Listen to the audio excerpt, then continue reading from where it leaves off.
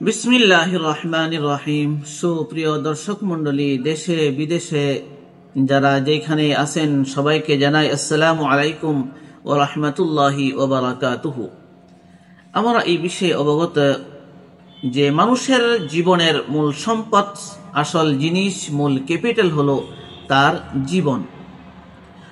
আমাদের জীবনের যখন 1 বছর অতিবাহিত হয়ে যায়, সেই সময় আমাদের আত্মসমীক্ষা নেওয়ার প্রয়োজন যে আমরা আমাদের বিগত 1 বৎসরে কি করিয়াছি, কি করতে সক্ষম হলাম, কি পেলাম আর কি হারালাম।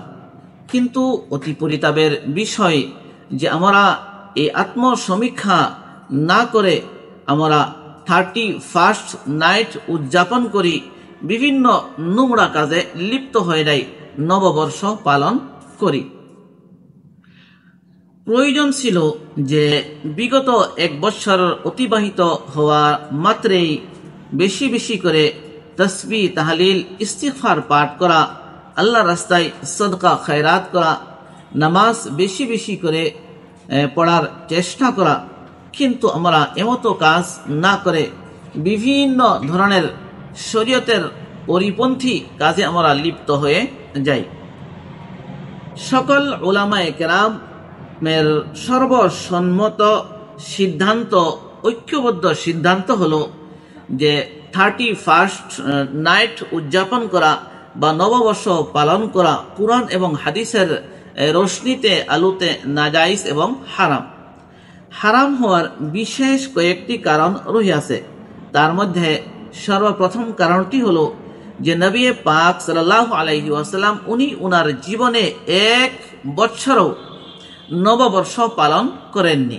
এমতভাবে সাহাবায়ে কেরাম, তাবেঈন, তবে তাবেঈন, ফুকাহায়ে কেরাম, মুহাদ্দিসিনে কেরাম, আমাদের আসলাফ, সলাফ, খলফ, উনাদের জীবনেও নববর্ষ পালন করার কোনো প্রমাণ পাওয়া যায় না। সেই জন্য নববর্ষ বা 31st নাইট উদযাপন করা শরীয়তের দৃষ্টিতে পরিপূর্ণভাবে নাজাইজ তথা হারাম।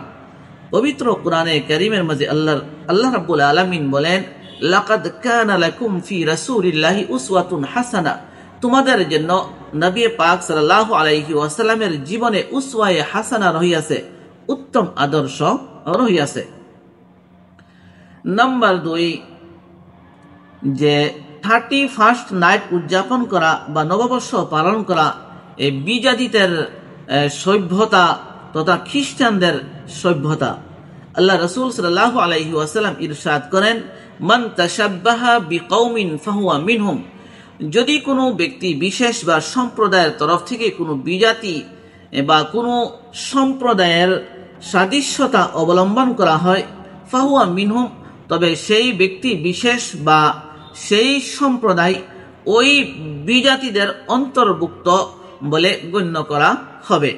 যখন কোনো মুসলমান খ্রিস্টানদের এমতো সভ্যতা গ্রহণ করে 31st নাইট উদযাপন করবে বা নববর্ষ উদযাপন করবে, সেই ব্যক্তিকেও এমতো মুসলমানকেও খ্রিস্টানদের জামাতের অন্তর্ভুক্ত বলে গণ্য হবে।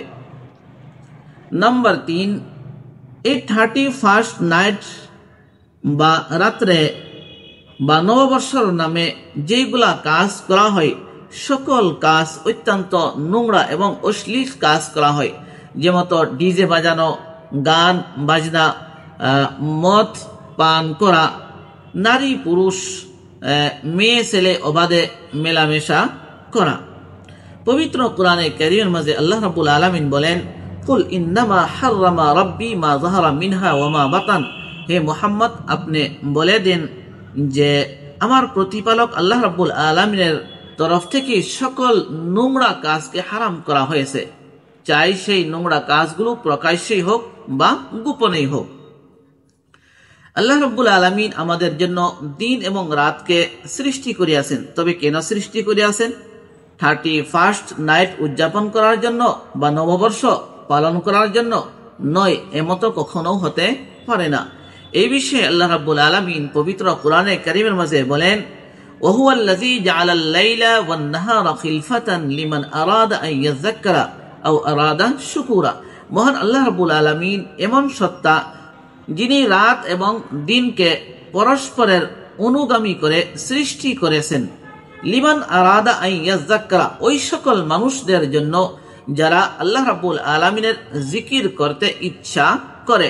আও আরাদা শুকুরা, বা মহান আল্লাহ রাব্বুল আলামিনের কৃতজ্ঞতা স্বীকার করতে ইচ্ছা করে।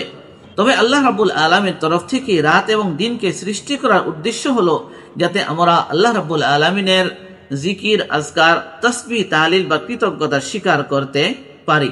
আল্লাহ রাব্বুল আলামিন আমাদেরকে 31st নাইটের নামে বা নববর্ষ উদযাপন করার নামে সকল নোংরা এবং অশ্লীল কাজ থেকে বিরত রাখুন। আমিন।